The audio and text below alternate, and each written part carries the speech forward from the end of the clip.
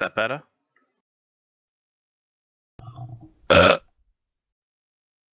Yes, but is Callum there?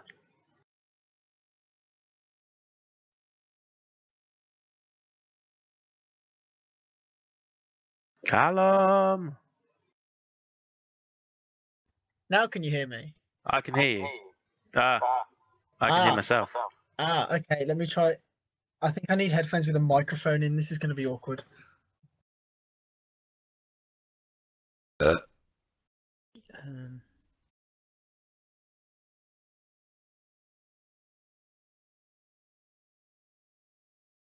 Come on, PS4 headset. Let's try this. Well, I can hear you now. I haven't plugged it in yet.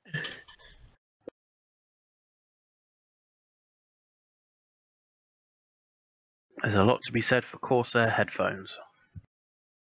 I don't even know what brand mine are. They're that cheap, but they're decent enough. How's this? I can hear you. Okay, thank God for my PlayStation 3 earphone then. I can't hear myself. That sounds good. Are you, like, not at home then? No, I am at home. I just don't own a swanky pair of headphones. Neither do I. Mine costs £30 from the mic that is PC World. Well, a minute. I can probably find you a link. If you need something which is like 15, 20 quid. This will do the job. Okay. Have you looked at any of the topics at all, Callum? I was about to ask two questions. One, where's everyone else? And two, what are the topics? Ollie's in Spain. EJ's dead. I think EJ's realised that Max Verstappen was actually born in Belgium and is now hiding. Max Verstappen was born in Belgium. Yeah. Is this some kind of cover-up by the Holland motorsport authorities?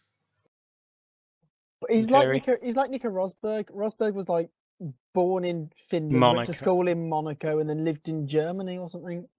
Verstappen was born in Belgium and lived in Holland. Mind blown. Gareth Bale could have played for England. Yeah, that Imaginers now. But then you have to think all the people we've robbed of fucking Jamaica. And other foreign colonies. All the South Africans in our cricket team. Yeah. Is this because of David Cameron's policy? Let them all come into the country, and then we'll be Great Britain, because we'll be so great at everything that we've stolen every other country's opportunity to be good at something. That's a good plan if you think about it. Not really, because then you have a bunch of thieving bastards on the rest of the streets of the rest of us. Yeah, but we might win the World Cup. You won't watch it on your thief television, though, would you? No, I'll illegally stream it on my stolen laptop. You bought from, I don't know, Punjab, from the back of a van, stinking of curry from like the local car park, yeah? Oh. Do you know what's even better? Just before we got on tonight, I read an article on Facebook. Bear in mind, the wife is from Kent, right?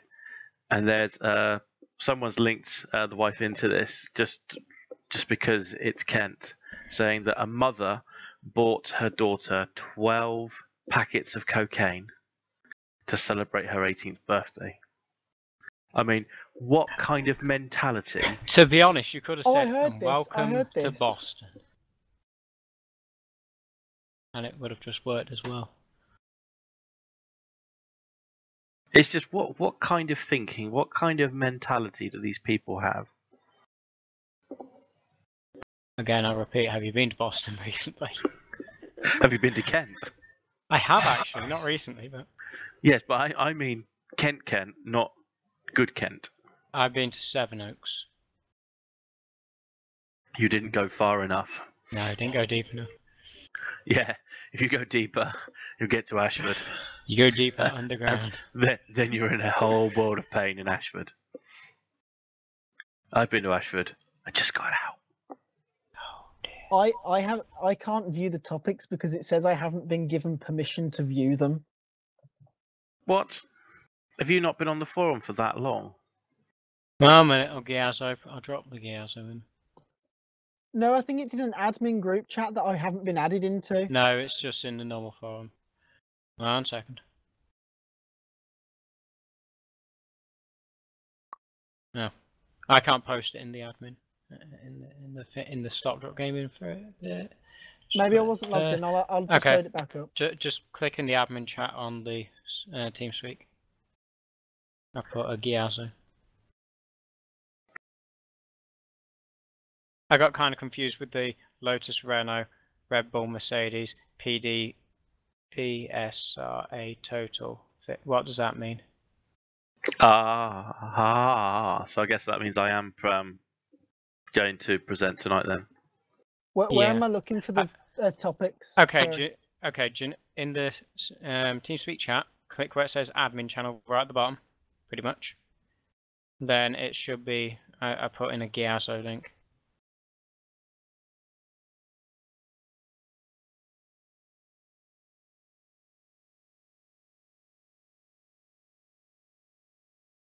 Any luck? Yeah, thank you.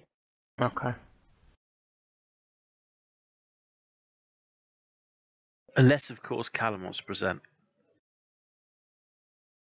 I have plenty to say on the Red Bull thing, so maybe it's if anybody saw my rant on Twitter at Mercedes the other day, then maybe that's, I don't know. I can if you want. Yes. You haven't hosted for a while though. Yes, but that's because every time I speak, I take over. I think this is what's going to happen with the unless you want to go half and half. Are you suggesting being co-casters? Then with the specialist donkey as the guy randomly in the background. I'll host if you've got so much stuff to talk about. Lotus, Renault, Red Bull, Mercedes, Ferrari, PDVSA in total. What? And Maldonado. I can load up my rant on Twitter. I'm following on Twitter. You don't need to voice it. We've read it. Oh dear. I load up Twitter just to go check it. My friend is now going to watch Grand Designs. Oh dear. Alright, so you're waiting for me to start then? 1 second. Will it be hello and welcome to the Stop Drop Gaming F1 fairly absent F1 show? We've got one absence. One. Two. Who's the second? EJ's no longer with us. Oh, isn't he? EJ unfortunately has fallen off the face of the planet, and will no longer race or take my texts. I don't know why. He went from running the F1 section to running a league to hosting a league to participating in the league to not replying to anything at all. In how long? 6 weeks? In 6 weeks. Every week it was like whatever he said that he could do, he could no longer do. Wonder what's happened there then. Pass. I can hear myself again.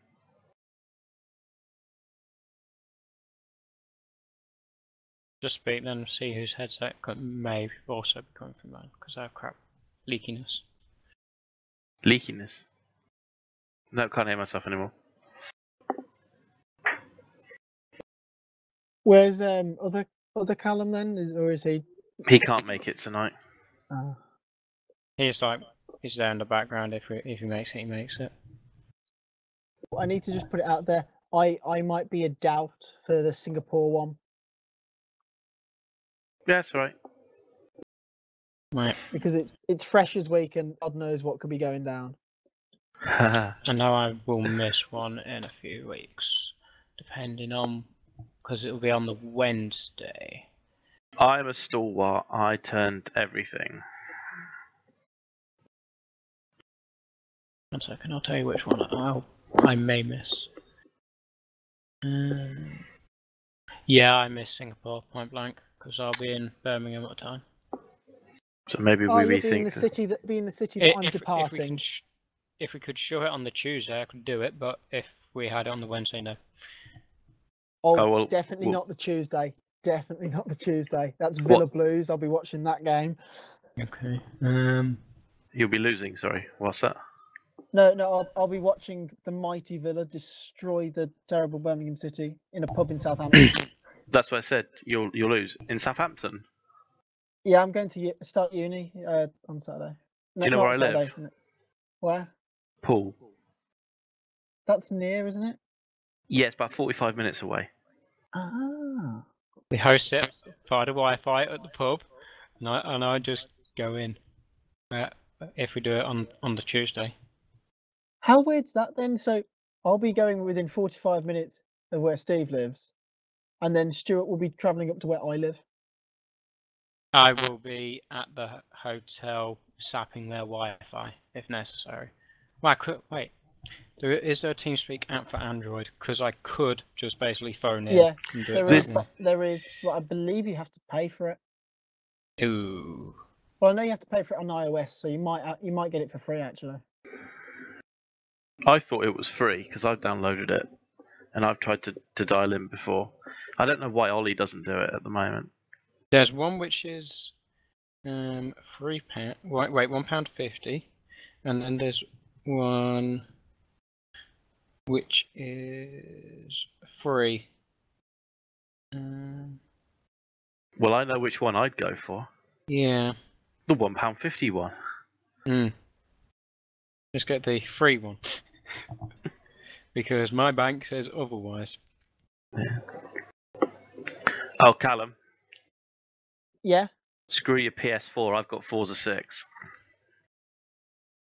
I saw the trailer the other day. I just wanted to weep. I'm listening for when a Gran Turismo announcement were made. No, not hearing one. Not hearing one. Guess I'll just have to enjoy top quality, 60 frames a second, 1080p graphics, and you'll have to weep at my videos. Screams PC Master Race and Rocket League. Hey, fails massively when he tries to update. You don't realise the amount of fun I'm having on F1 2015 at the moment. You should see my Daniel Ricciardo career mode episode 2, which is currently rendering. Maybe tomorrow. If you thought episode 1 was bonkers, wait till you see. It's not as bonkers, but it was a great race. In theory, I could start streaming my races in 2 weeks. Because I'm due to get fibre on the 17th. It's good fun, but don't expect loads of views. Oh, well, I'm just going to shove it up basically if I do for like the people in the other leagues who have finished their races. Right, we good to start? Yep.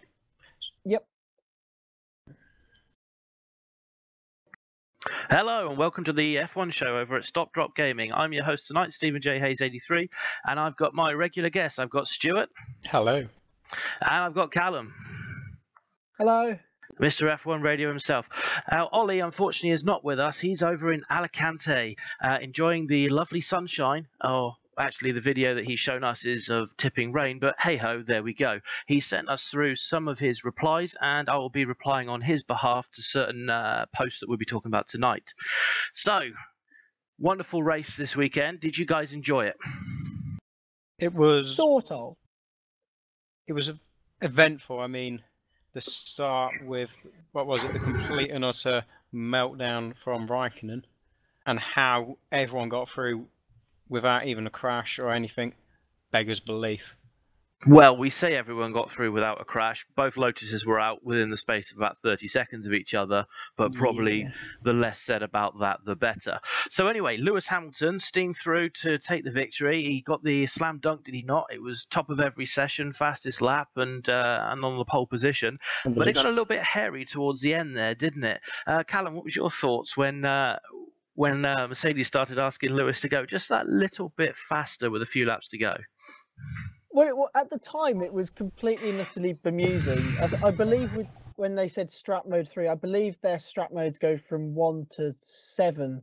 So obviously, with 7 being the highest, so they were obviously running in probably about strap mode 1 at the time. So they've obviously gone from cruising to going, oh yeah, can we just have some quali laps for no reason at all, 22 seconds in the lead. So then you're thinking puncture or penalty. So... And given that you're able to do multiple laps, it obviously led to a penalty, or the theory that there was a penalty coming soon, which as a Hamilton fan, what wasn't the greatest feeling to be having with 3 laps to go?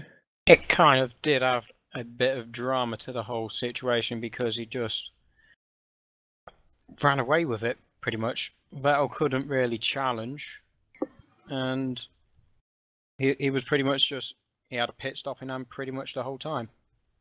What I would say on the situation with the tyre pressures and what have you is that originally I thought Mercedes were in the wrong, but I think that it was a rushed rule, and it showed that the FIA Pirelli made a complete mess of it, to be honest. So with the lack of penalty withstanding, do we think that with a performance like that, Lewis Hamilton has the championship dead and buried? Stewart? There's always a chance that there's going to be failures like what we saw with Rosberg in the race, but he has 2 races where he can literally not score a point and he'll still be in the lead.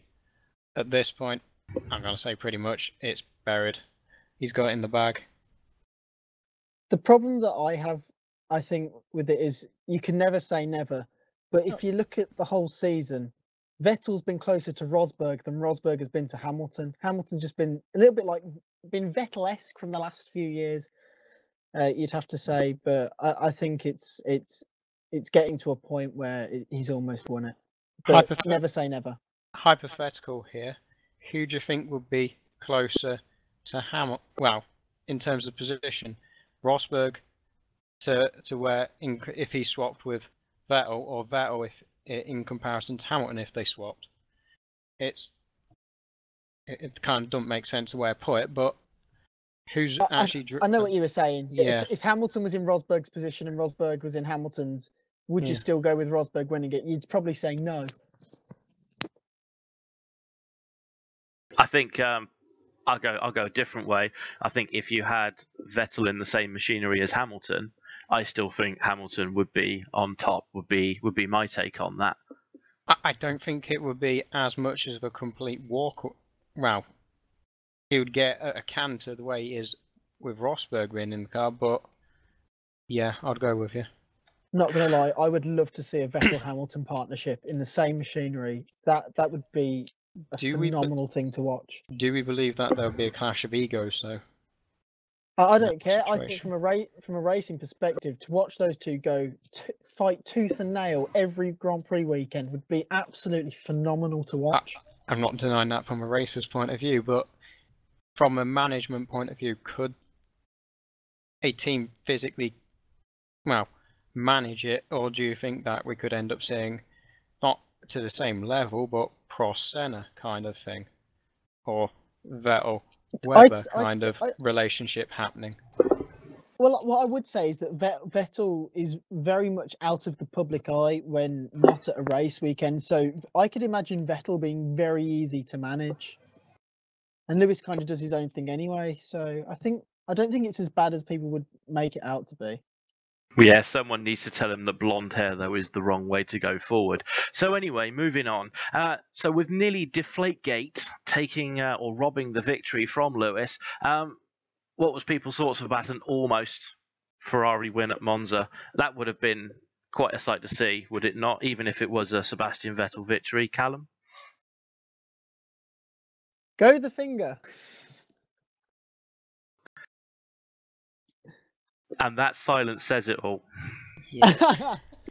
What I would say, though, is a Ferrari victory at Monza a proper victory at Monza if the Ferrari driver is not on the top step of that podium? I don't think they'd see it that way. I think if you're listening to the crowd, I think Massa got a bigger reaction than the actual winner, Hamilton, did. Hamilton got booed. Yeah. That kind of says a lot about. But then if you're not a Ferrari driver, you'll always get booed at Monza. Yeah, I don't think you can read too much into that. I mean, they only booed because it wasn't a Ferrari on the top step of the podium. I think that's why he got booed. And Massa, no matter what you say, for the amount of service that he gave to the Tifosi, he will always be remembered, no matter what colours he's in, as a Ferrari driver. Well, I would even argue that Massa got a louder cheer than Vettel. Well, it's not difficult, let's be honest. True. No comment. Indeed. So, even with Deflategate, if that had gone through, if Lewis had been disqualified, it's still a massive gap. But in the points, is it not? So it still would have been 28 points with another race down. Do we really think that Vettel and Ferrari could mount a challenge? Had that disqualification have stood? Well, that would. I'm just trying to figure out the points. What they would roughly be, but it would still be close to 38 points down, rough area that. So it's gonna be either way. It was not. The car's just too far behind, and there's not enough races. Even what is there 150 points left on the board? I think if Hamilton had have been disqualified, you've got Vettel gaining 25 points on both Mercs. I think even now, I think it's more like Vettel is more in with a shout of second place than actually winning it. But I think if Hamilton had been disqualified, you cannot discount Vettel and Ferrari in the mix, especially with some of the tracks coming up. Well, Vettel's currently 21 points behind Rosberg, and my maths isn't good enough, but it's about 74 behind Hamilton. At the current rate, Hamilton can basically skip half of the next 6 races. Is it to go? No, he can only miss 2. It's 53 points is currently the gap at the moment. Yeah, I'm taking Rosberg out of the situation. That's just to Rosberg. We're talking the gap to Vettel. Yeah, I'm taking. But then you've got to add 7 points to Vettel's tally as well. True, but. So what we're saying is, without going through and doing a whole mathematical problem, is we're saying that it's a long shot at best. Vettel's basically going for second at this point in the season. And it's Lewis's to lose. Yeah, completely agree. So the Williams team had a bit of a turn in fortune after going exceptionally conservative at Spa and losing down the straights to, of all cars, Renault-powered ones, with a Mercedes in the back of theirs. They finished 3rd and 4th, and squeaky bum time is how I would describe Massa's last few laps, as a very rampant Valtteri Bottas was all over it. Guys, is it great to see Williams there fighting again? We've alluded to Massa on the podium already, but did you enjoy seeing the martini-clad cars fighting for the podium? It's great to see them further up. I mean, we was only talking a few weeks ago about them not even being in the points. But yeah, it's one of the old teams we've seen growing up, coming through constantly. They have a little renaissance every now and then, like they did at the start of the 20th century. They had great periods in the late 80s and early 90s. Then they have doldrums, which they had probably about for the last 5-6 years. But they're due a good comeback. I think everyone likes a good comeback story, and Williams are trying to provide it at the minute. I think Williams is a family favourite for everyone in the Formula One grid, bearing in mind that they're only really a small team and arguably punching above their weight. But something I would find fairly surprising is Massa's comments after the race, given the fact he's just signed a new deal. I missed the comments. What were they? He said on the team radio, I'm too old for this. You know, I can't be dealing with this. I'm too old for this. Well, you say that for me would read in, oh, I'm retiring at the end of this. Yeah, he's just signed a new deal. I thought it was quite bizarre, really. I think it was the whole fact that it just effectively the last 5 laps, Valtteri was basically giving him under pressure to try and get the move, and it was a bit tired, so to speak. And it's just like, I'm getting old for this. Yeah, I think you can only ever take the comment in jest, and this time he's come out on top, but maybe not next time. I wish it had lasted longer. Well, the argument is, had it been lasting longer, would Bottas have got past? Williams, then, are they going to be able to do anything more than a podium this year, or the third step of the podium, or do we think that 2016? We say it every year, I guess. Now, do we think that 2016 will be the year that they finally make the breakthrough? I think there's still a few chances this season where where they could win a race. There are a couple of tracks that will suit their car. Singapore is not one of them. They'll struggle there. But I think they may have a chance, especially at Sochi, I would say. I'd say my money's on, just because of that straight in America, Texas being a good shot for 'em. I mean, it's got effectively the high-speed corners in the first sector, which all the high-speed stuff will suit them. But I don't really see too many a good opportunity besides probably Abu Dhabi and America for them to get on the top step of the podium, if at all, which they're also Mercedes factory team tracks, if you know what I mean. I would say the only chance they're going to get is if they do a repeat of Silverstone by getting into the lead at the start with a good solid qualifying. I think they wouldn't make the same mistake again. I think if you gave them that opportunity again, they'd put themselves in a position to win. Would you say that it would be effectively? I'm trying to think of a situation where this has happened, but providing it doesn't rain. Early 2000s, where you'd see Fisichella for Alonso playing the rear gunner and backing people up, or like Barrichello doing it in the past for Schumacher, just being the rear gunner, giving that buffer and protection with one of the drivers to the other. Yeah, something like that. I don't know if Williams would probably do it like that, but I think they'd try and control the race a bit more than they did at Silverstone. Although the rain kind of, I think the race was well over before that point anyway. Yeah, because they messed up with Bottas, letting Bottas through. Okay, so Kimi Raikkonen celebrated the signing of a new contract, which we were all very surprised at, with a second on the grid in qualifying, and then completely stuffed it at the start, dropping all the way to the back of the grid. Bit of a drive through the pack to get to P6 in the end, was it not? You give him credit. He completely, threw away quite arguably a podium chance, but he brought it back. He's got some solid points on the board for the team. So it was P5 by Steve. We can edit that.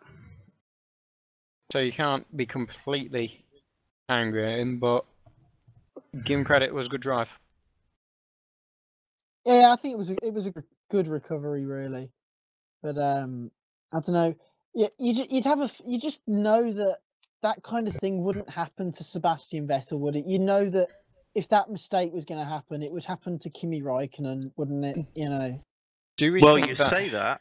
You say that, but the night race in Bahrain, it was Seb that made the mistake, not Raikkonen.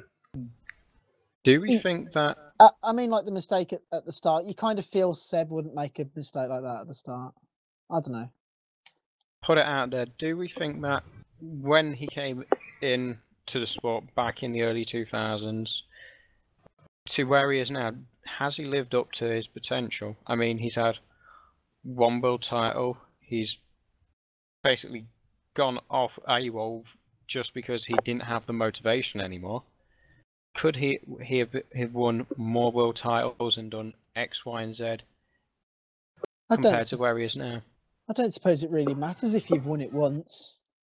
Anything else just a bonus, really, unless you're like Vettel or Hamilton or Alonso, who's going for more, going for to make history, if you like. For a lot of people like Button and Raikkonen, winning it once is I've got my place in history. I've done what I wanted to do. True, okay, go on, Steve.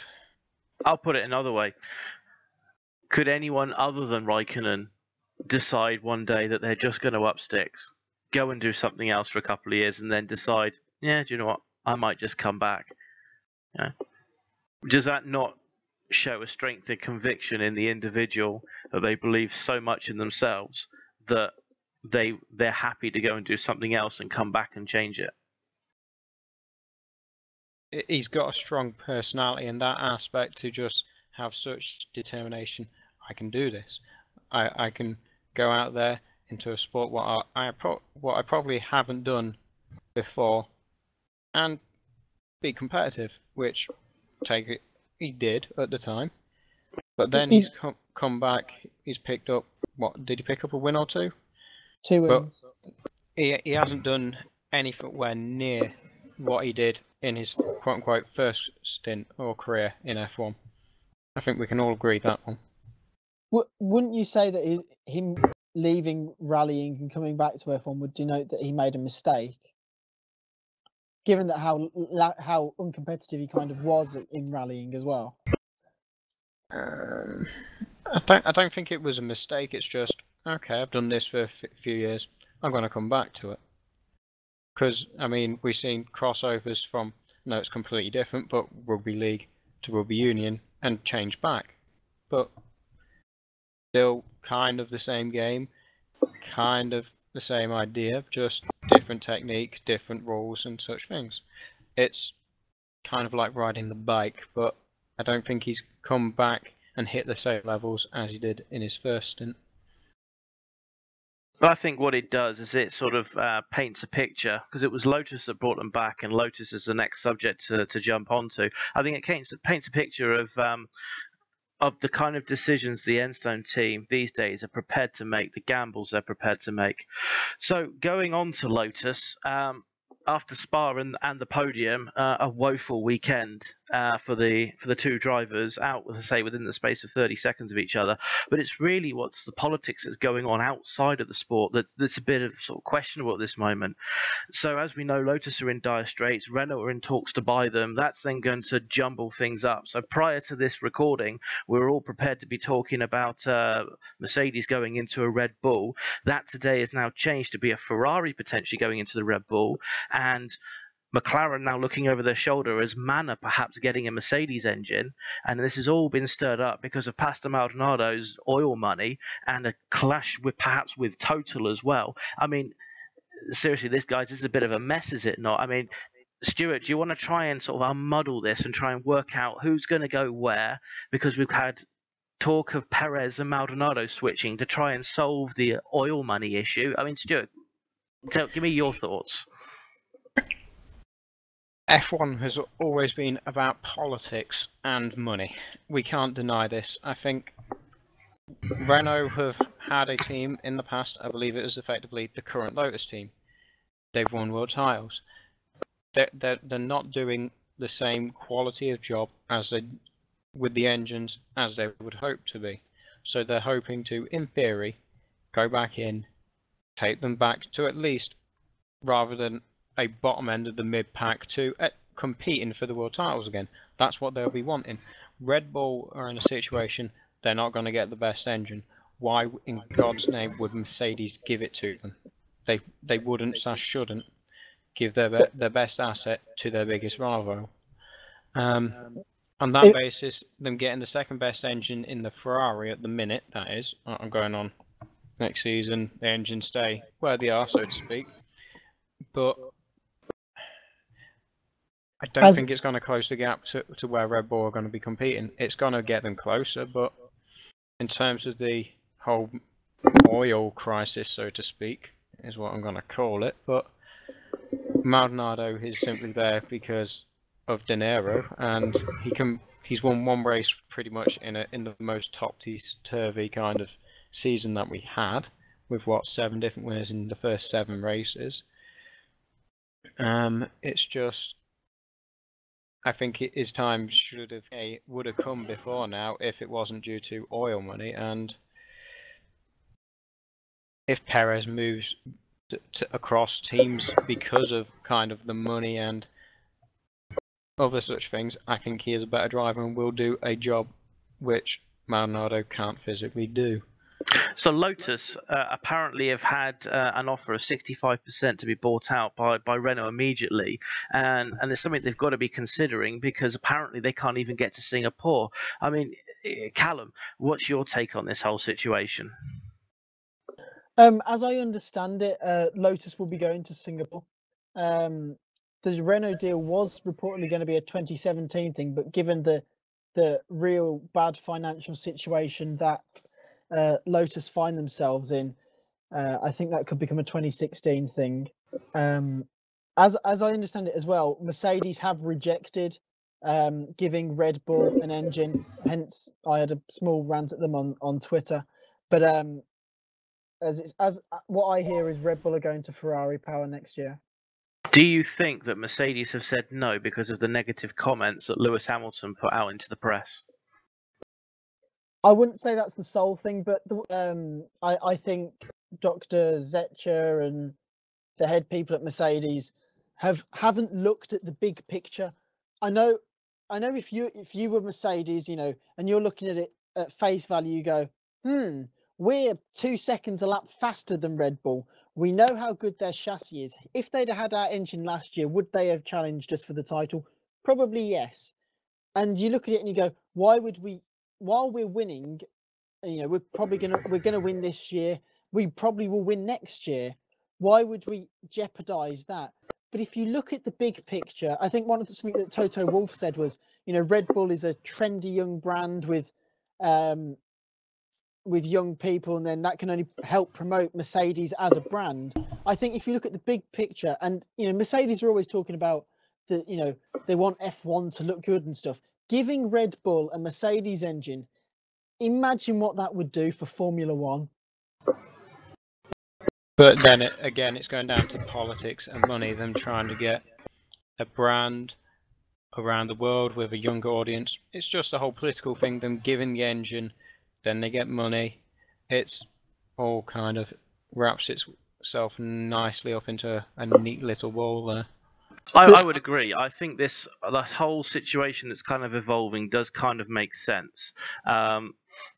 So you've got Lotus, and that's a home for the Renault.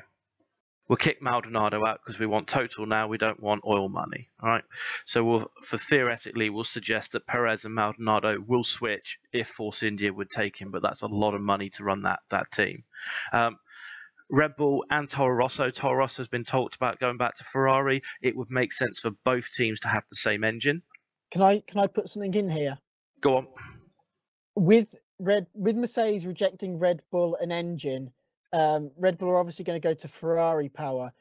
If Red Bull go to Ferrari power, they will lose Infinity as a title sponsor because they have a connection with Renault, which would then make the Renault Works team have Infinity as a title sponsor, which would therefore lose Red Bull quite a lot of sponsorship money from Infinity.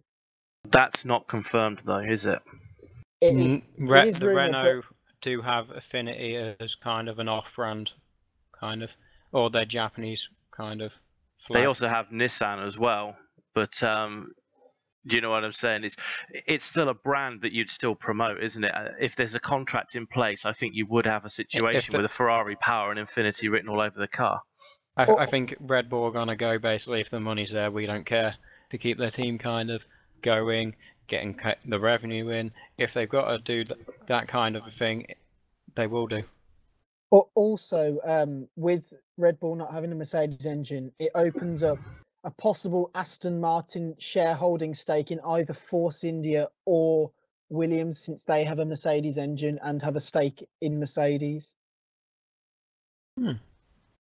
Of course, Aston Martin being in Formula One back in the 50s and 60s, I believe. I think so, yeah. That'll be interesting to see, to say the least. But I think the interesting battle that could possibly come out of this for next year, which is what I was trying to drive at before, is you've got the new team Haas coming in, and they're making lots and lots of noise about, you know, well, we're doing it all right. We're going to come in with this. We're going to come in with that. We are the model for the correct way for a team to be built in Formula One. But you're going to have possibly a situation where you'll have Haas with the Ferrari unit. You'll have Manor with a Mercedes unit, which they're saying is they're going to use to test different bits and pieces, and that's how Manor will get the cheaper engine, as it were. And you're going to have wherever Honda's fitting in. I think you end up with an interesting scenario of actually at the wrong end of the grid, and who's Sauber doing what for the future. And Sauber, I think you got to throw them down there as well. I don't think you can put Sauber down there because the chassis is just that little bit better, isn't it? I mean, the Honda, you throw that in because the engine is shockingly bad at the moment on power. Who knows what 2016 will bring, right? But, if you're Button or Alonso, you've really got to be looking over your shoulders here at the moment. Mercedes at the back of the grid. Oh dear. If you're Will Stevens, you're rubbing your hands with glee here at the thought of having a Mercedes engine. And I can't remember what the name. He keeps his seat. I think he'll keep his seat. I think both drivers will keep his seat. Manor have proved over the last couple of years they like to retain for the right price, and I think both the drivers, Merry and Stevens, are at the right price at this point. That being said, you'd probably kick Merry in favour of the Mercedes test driver in order to keep Mercedes happy, would you not? Yeah, bearing in mind that Mercedes can't get Pascal Wehrlein into Force India at all. I think that's just going to be the Mercedes driver, the test driver will go there. He'll get the experience. They'll get the engines on a cheaper thing. How's this for a proposition? Renault take over Lotus, thus bye-bye Maldonado. Jolyon Palmer gets the seat at Lotus. Maldonado goes to Manor. With the Mercedes connection between Lotus and Manor Marussia. I think Pastor Maldonado's ego is too big to drive at the back of the grid. He's not a Timo Glock. He's not a Heikki Kovalainen. He's not in it just to not to just race. In his mind, he's one of the best, and in his comments, that's what I read from that. At the end of the day, we're all to blame for why he's a bad driver. We're all to blame for why he's a bad driver. So after that one race win, there was effectively a hype train after him, which I think we built him up a little bit too much, and especially with him winning GP2, winning a race in the early stages of his career to, well, there's websites now. Has Maldonado crashed today? Well, the penalty counter. Well, also a publication that shares the same name as our show has had a former Red Bull driver on there tonight, suggesting that people such as Pastor Maldonado are ruining the sport because of their money and lack of talent. Was that Mark Webber? It was Mark Webber. Yeah, I got to think though, compared to the talent on the grid now, to where we were. What was it, 2010, when we had about 6-7 different world champions on the grid? 2012. 2012. We had 6-7 world champions on the grid to where we are at now in terms of the depth and quality of the grid. And the racing quality as well, I'd argue. Yeah, I'm just going on in terms of the talent and what we had now. Take us back another 10 years. What talent did we have on the grid compared to now? It seems better in previous years than what it is now in terms of mid-pack with the pay drivers, the other, and just something I'd throw into there is, like Steve mentioned too, with has F1 coming in saying we're doing this all properly, we want to be the model F1 team. They're most likely going to take Esteban Gutierrez as one of their drivers. How does that reflect on those comments, bearing in mind his record is appalling? It's going to be part of the Ferrari engine deal, isn't it? It's the same as the Mercedes test driver. Because Gutierrez is part of the Ferrari Young Driver Academy, ain't he? As I understand, Verne has been confirmed as one of their drivers. Verne has been? As I understand, yes. Now, that would be brilliant because actually, Jev, I felt really sorry for him losing his seat. I thought he did fairly well. I would also possibly chuck Romain Grosjean in the other seat. Oh, okay. Grosjean won't leave. It's a French super team. It's going to be Lotus. Sorry, it's going to be a Renault-owned team. It's going to be. If Renault don't take over, I think Grosjean is at Haas. I think you'll find that Alain Prost will fight tooth and nail to keep Grosjean there. No, that's if Renault don't take over. If Renault take over, yes, Grosjean will stay. If Renault do not, Grosjean will go to Haas F1. I think it's a given that there's a stake going to be bought in that team, whatever way you look at it. Well, we've been hearing this that it should have been happened just after Belgium. We haven't heard anything yet. So the longer it drags on, the more you have to wonder. I think Grosjean's going to keep his seat point blank. It's a fit at the minute. I would say he's got potential to do things if he gets consistency, which is why they've kept faith with him after the bad seasons that he's had. I mean, a couple of years back, he showed good potential, so much so he was linked with the Ferrari seat, which Raikkonen somehow managed to keep. It kind of makes you think he's got potential, and yet just leave him to it. He will come good. I think Grosjean's one of the most talented drivers on the grid, especially the way he came back after 2012. I mean, you saw his speed in 2013. Basically pulled the team through 2014 and has done a pretty good job this year as well. And there's a few drivers on that grid. I'd throw Hulkenberg into that mix, that through the financial time that F1 finds itself in, can't find themselves in a good car through either the way the power units are and through the amount of money you need to be able to build a good chassis. I mean, you go back to 2012, 2013, Lotus, with hardly any money, were able to build a very good race-winning chassis from not a lot. And, you know, we never spoke about engine power or anything. It was all about the chassis. And this is why Adrian Newey is walking I don't think that was as much of an issue back then, because it was down to the chassis. The engines had been stable since 2006, the changeover was. They barely changed. Things were on somewhat of an even footing, compared to now, where it is a lot about the engine. No matter how good Newey engine put his effort into this season's car, because this was probably his last car where he had major input in, he couldn't make the difference. I mean, we saw that last season with the Mercedes domination. 3 wins from Ricciardo, and that was it to stop the Mercedes winning the whole thing. Yeah. So anyway, we could go on about it for ages. It's why they call it the F1 silly season, and I'm sure if someone was to listen back to our comments after today, that we would be made to look silly for what actually transpired. Moving on, with the tragic losses recently of Jules Bianchi and Justin Wilson, the topic again has been raised on closed cockpits, with drivers such as Jenson Button, who have previously been opposed to it, now rethinking their point of view on that.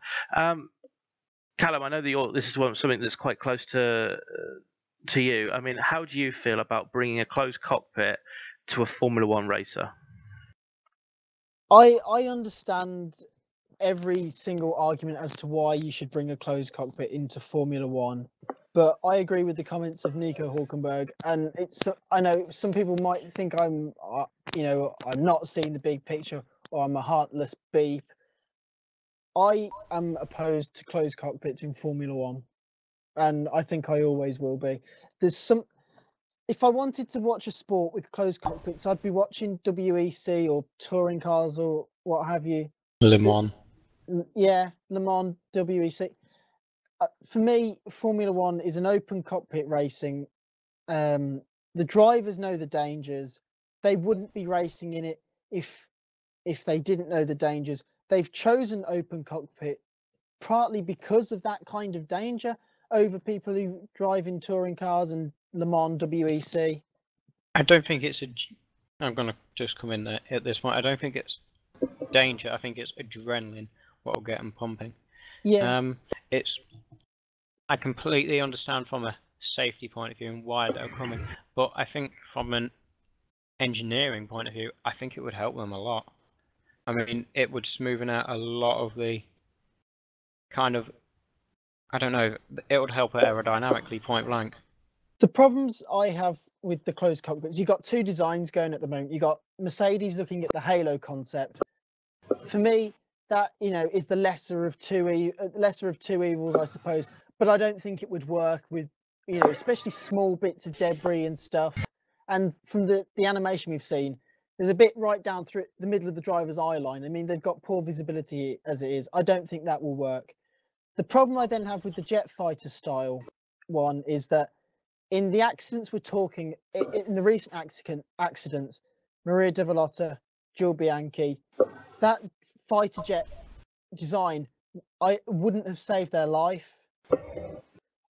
Maybe it would have saved Justin Wilson and Henry Surtees, and also, you know, I don't know if it would have. They can break, and especially with the velocity of Jules Bianchi's accident, which broke the roll hoop on the car, which really does take some going. And then you look at, you know, from a racing point of view, you know, you have the fighter jet style cockpit. What is the first thing an engineer is going to put on that? And it's a windscreen. And when you come to the rain, you know, it's basically taking the challenge out of it as well. Although most rain sessions are red flagged these days. I think from my point of view, it would be where do you draw the line? So, okay, for argument's sake, let's play devil's advocate. They put a roof and they put a closed cockpit onto a Formula One car. Well, then by definition, you're then going to take away every other form of it. You're going to get rid of your GP2, you're going to get rid of your GP3, your Formula 3, and then you get to a go-kart. And what's a go-kart going to have? A dome over the top? That's was Where my thinking. The question is, where do you draw the line? Exactly. Surely a go-kart is more dangerous than Formula One. Well, it is. You can tip it, can't you? Yeah. You break your leg. You can go under the tyre barriers.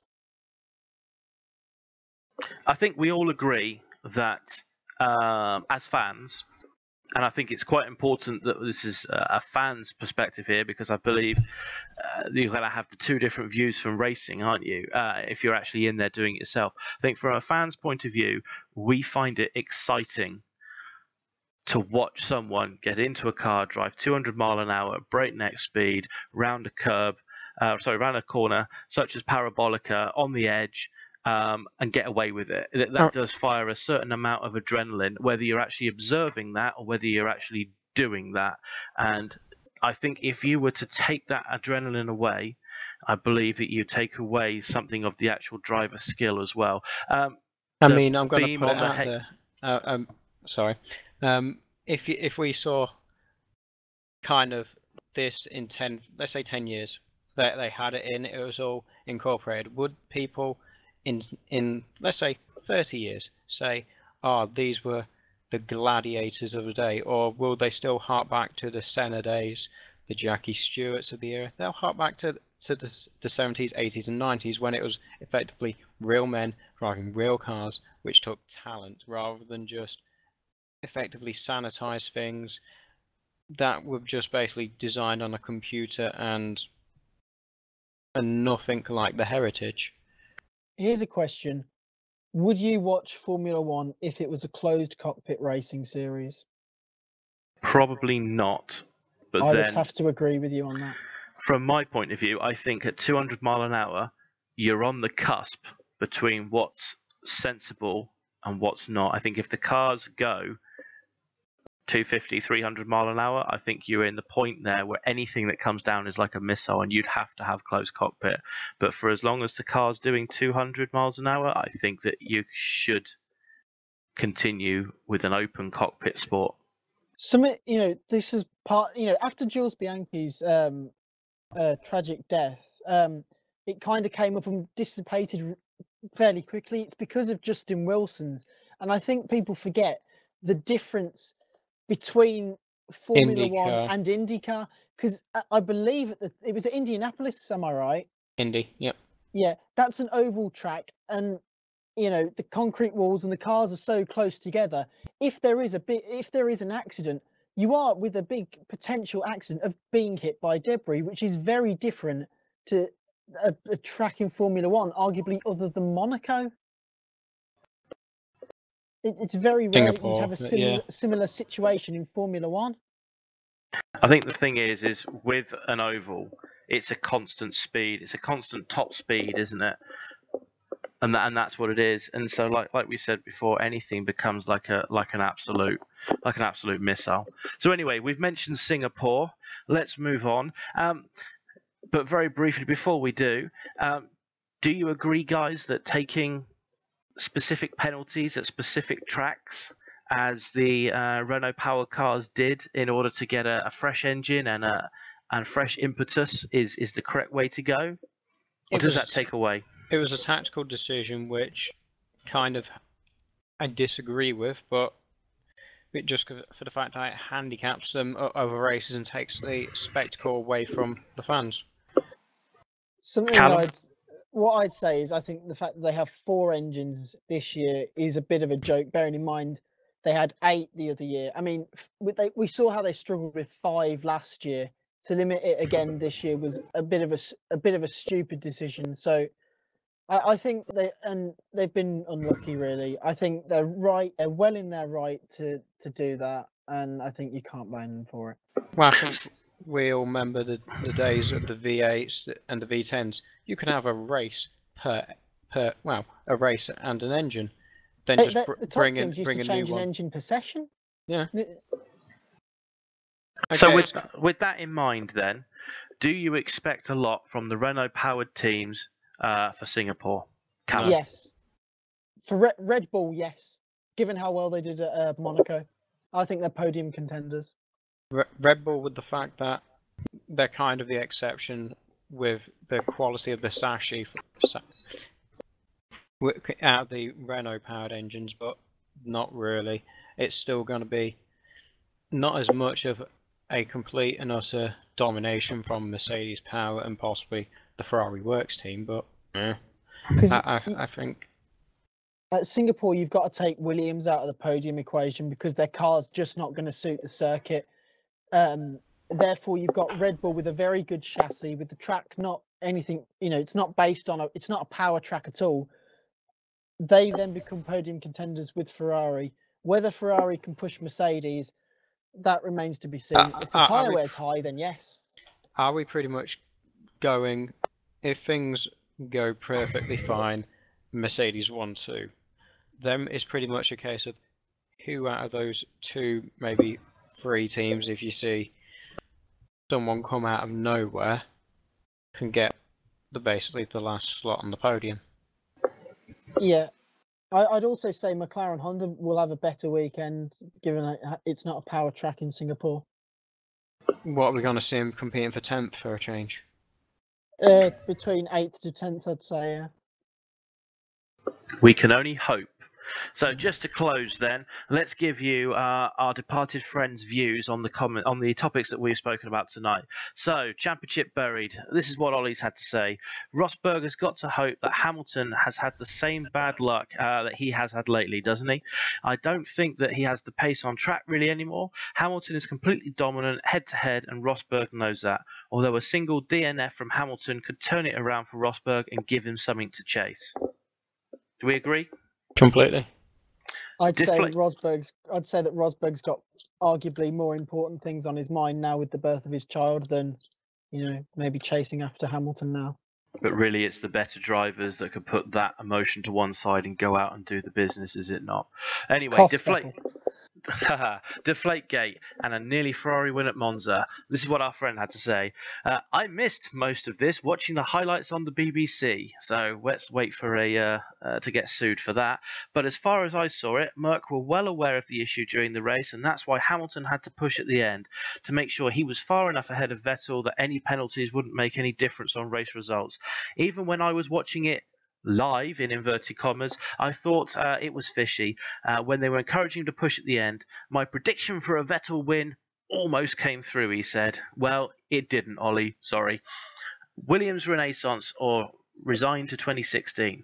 I really hope that Williams can pull something out of the bag next season. They certainly have the pace to keep up with the Mercs. We've seen that at a few races this year. They just need to manage Massa and Bottas better. I'm sure that's partly due to Rob Smedley, though. He still believes that Massa is faster than Bottas, and I'm sure he pushes that on the rest of the team. Their redesign needs to see Bottas as number 1 driver. Bit controversial, wouldn't you say, Callum? I think Ollie's absolutely right. Controversial, but I think he's right on this one. I think it's a driver for the future, not for just getting results now. So I mean, I hate team orders with an absolute passion, but I think that they need to look as they've got to try and keep hold of Valtteri Bottas, tie him down in a new contract, and making him a number 1 driver. Making the car around him would encourage him to stay beyond 2016. And finally, his view on closed cockpits. In F1's constant strive for safety, I think they need to be introduced. I think that an F1 car would look pretty cool with a cockpit, and I'm sure they would see some massive improvements with aero, making the cars faster, which is what everyone wants to see. But is that really the reason for doing it, though? To make the cars faster? Not so sure. I'd rather make the cars slower for not seeing a closed cockpit. I think they're going to speed it up via just making a longer wheelbase, giving the engineers more room to play with at the back in 2017. But it would get the pace going, but I don't think would just idolize former era drivers like we do with the future drivers if they had the closed cockpits. So that's all we have time for this evening. Thank you for joining us. I've been your host, Stephen J. Hayes 83. This has been a podcast for StopDropGaming.com. Come and check us out. We run lots of different individual games and leagues on Formula 1, on Forza. Forza 6 has just come out, and Project Cars, not to mention Assetto Corsa. Thanks again to my guests, Callum and Stewart, and we'll see you again soon. Good night. Good night. Good night and goodbye.